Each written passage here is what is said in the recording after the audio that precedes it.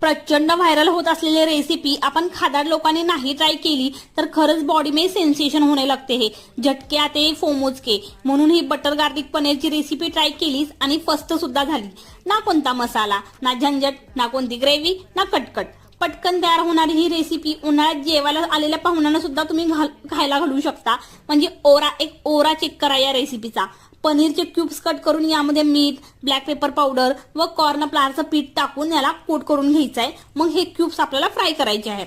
आता कढईत बटर व तेल टाकून भरपूर लसूण भाजून घ्यायचा. मिरच्या व थोडासा कांदा भाजून पुन्हा 1 चमचा यामध्ये कॉर्न फ्लावरचं पीठ आपल्याला ऍड करायचं आहे.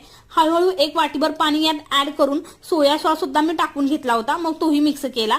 मग यात मीठ, मिरची व कोरिअँडर पावडर भाजून घ्यायची आहेत. फ्राय केलेले पनीर ऍड करून मिक्स करा आणि वरून मग कोथिंबीरीचं छान असं टॉपिंग झालंच पाहिजे ना सजवण्यासाठी. ही रेसिपी ट्राय करून बघाच, खूपच भारी लागते.